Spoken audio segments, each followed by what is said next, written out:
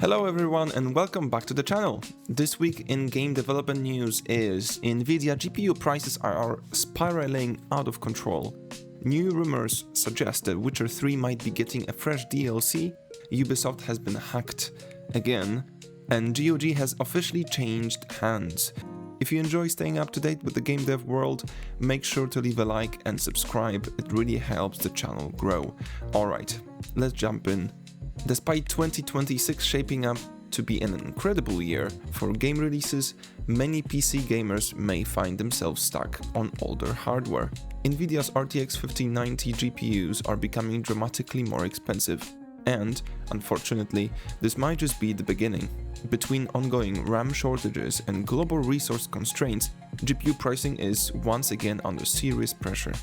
To put this into perspective, the official MSRP of the RTX 5090 is $1999, which is already an eye-watering price, roughly the cost of 2 PlayStation consoles, but in reality, retailers are now listing these cards for around $3,000, which is frankly absurd. And while the RTX 5090 is clearly aimed at enthusiasts and high-end users, this situation has many gamers worried about what's coming next. Because if flagship cards are this expensive, mid-range and entry-level GPUs usually follow. The silver lining? When large parts of the player base can't upgrade their hardware, studios are often forced to optimize their games better, simply to avoid backlash and poor reviews. So for now, hang tight and make sure you're subscribed so you don't miss future updates on GPU pricing and hardware trends.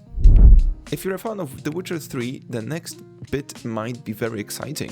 According to multiple trusted insiders, 2026 could bring a brand new DLC for The Witcher 3, over a decade after its original release. Even more interestingly, the DLC is reportedly being developed by the same team currently working on The Witcher 1 remake. Rumors suggest a possible release window as early as May, though CD Projekt Red has not officially confirmed anything yet. That said, the studio has subtly hinted that the new content could be on the way. Fans are already speculating about how this DLC could connect to The Witcher 4 and whether it might serve as a narrative bridge, potentially easing the transition from Geralt to Ciri as the new lead. One thing is certain, players deeply miss Geralt of Rivia, and excitement around the franchise is very real. If this DLC exists, it could be a perfect way to celebrate The Witcher's legacy while setting the stage for what's next. If you open Steam in the last couple of days, you may have already seen the result of the Steam Awards 2025. This year's Game of the Year went to Hollow Knight Silksong, beating our industry favorite Expedition 33, which still managed to secure Best Soundtrack. Other notable winners include Hades 2 for Best Game on Steam Deck, Peak for Best Game with Friends, Arc Raiders for Most Innovative Gameplay. It's always great to see players actively participating in these awards, and looking at last year's releases, it really feels like there was something for everyone. So now I'm curious, who do you think will take the Game of the Year next time? Let me know your predictions in the comments. The developers behind Expedition 33, Sandful Interactive, have recently shared some insight into how they're thinking about their next project. According to the team, the focus is clear: trusting their instincts, sticking to their vision and not rushing development. This has led to speculation that their next game could be a direct sequel, potentially set in the same universe.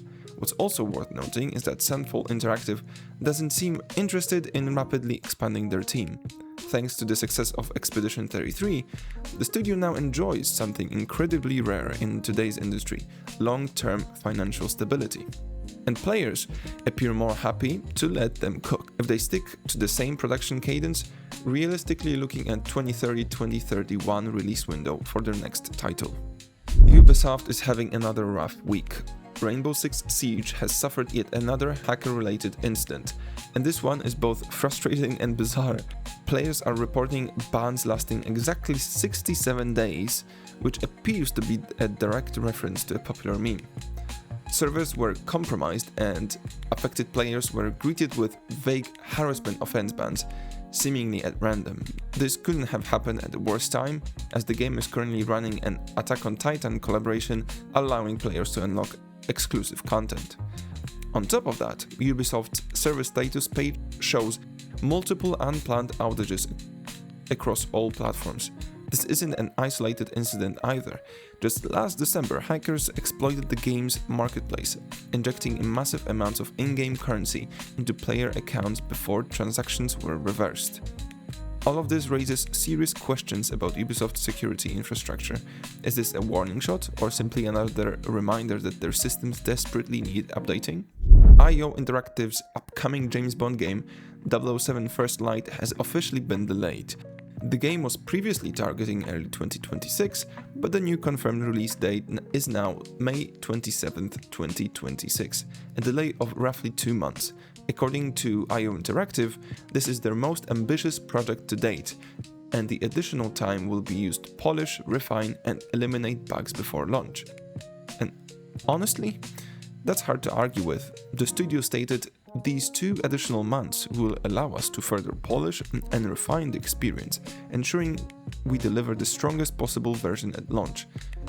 A short delay is far preferable to a broken release, especially for a franchise as iconic as James Bond. So, will you be playing 007 First Light when it launches? Let me know.